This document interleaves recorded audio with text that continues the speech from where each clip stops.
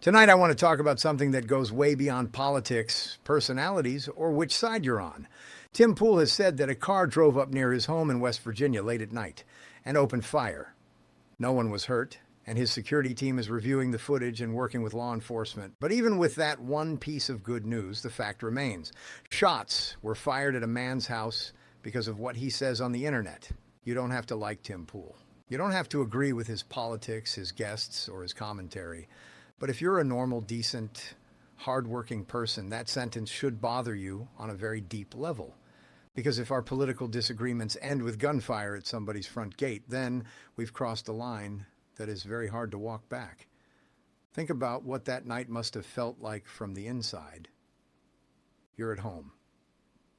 Maybe the show wrapped hours ago. Maybe you're winding down. Maybe you're already in bed. Your wife is there. Your staff is on the property. People you care about are scattered around this place that's supposed to be your refuge from the chaos of the world.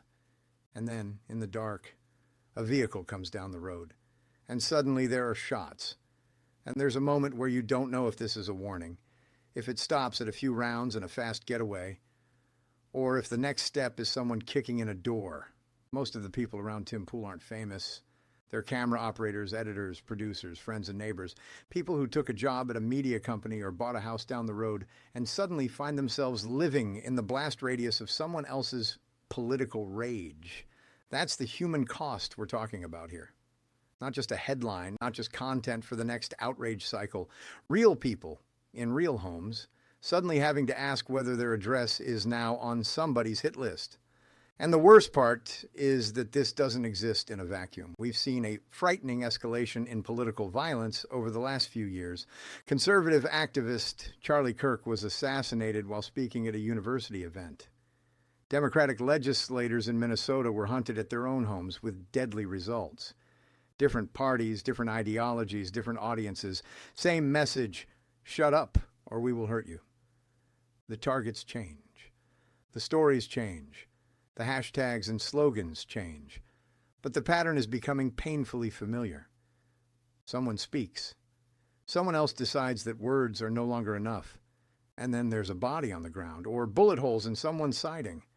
It's easy to dismiss this shooting at Tim's place as just another thing around a controversial guy online. But if we shrug this off, we're missing something huge. In a free society, we are supposed to settle our disagreements with speech, with debate, with elections, with protests, with boycotts, with turning the channel off. We have 1,000 peaceful tools to say, I think you're wrong, and here's why. The moment we start saying, well, he did say something I hate, so maybe this kind of thing is understandable, we're tearing up the basics of a civilized country. You don't have to respect Tim Pool's opinions to respect the principle at stake here. The principle is simple. If you don't like what someone says, argue with them. Ignore them. Block them. Start your own show, but you do not show up at their house with a gun. And this is not just about one side or the other. When a conservative figure is shot at a college event, that's an attack on free speech. When Democratic lawmakers are targeted at home, that's an attack on representative government. When a commentator's house is targeted in the middle of the night, that's an attack on the basic idea that you can speak your mind in public and still be safe in private. No matter who you vote for, you need a world where people feel safe enough to stand up in public and say, well, here's what I believe. You don't have to like those people. But if they disappear because they're afraid, we don't get a healthier democracy. We get a more fearful, more controlled one. Now step into Tim's shoes for a moment. He's been swatted. His studio has been targeted. His home has been burglarized before. He's dealt with doxing, threats, and nonstop harassment for years. At a certain point, the question stops being, is the show doing well?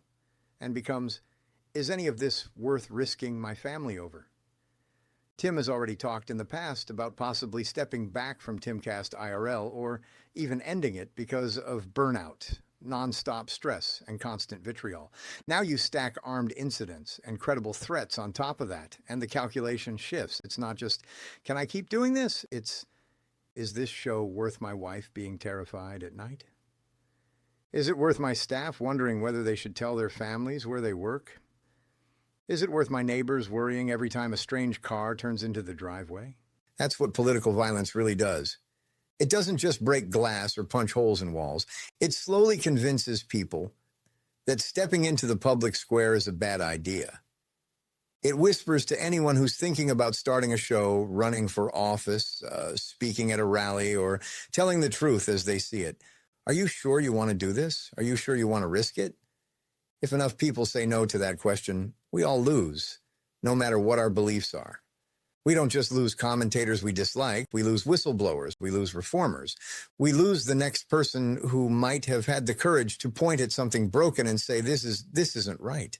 So where do normal, decent, hardworking people fit into this? We may not control what some coward with a gun does in the dark, but we absolutely control the culture we help create around this stuff. We can choose to stop treating political opponents like enemies to be erased and start treating them like fellow citizens to be argued with. We can refuse to cheer when someone on our side harasses, doxes, or threatens somebody on their side. We can draw a hard line and say passionate disagreement is fine. Loud arguments are fine. Protests are fine. But the second it turns into physical intimidation, we're out. No excuses. No, but you have to understand what he said. No justification. You can say in the same breath, I think Tim Pool is wrong about a lot of things. And what happened outside his home is completely unacceptable, and it could just as easily happen to someone I agree with. That's not a partisan position. That's a human one. For Tim, his family, and everyone who was on that property when those shots rang out, you shouldn't have to live like that. No political opinion, no segment, no live stream should put a target on your bedroom window.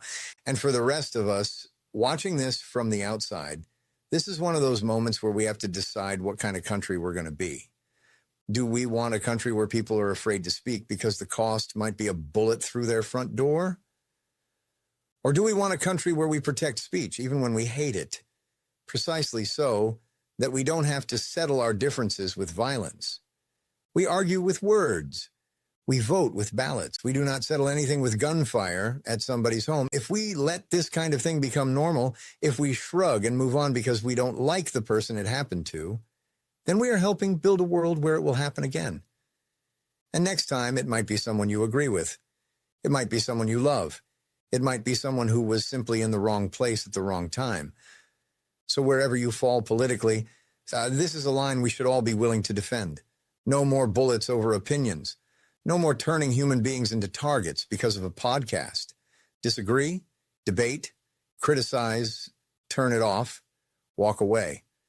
But we cannot let violence become just another way of doing politics.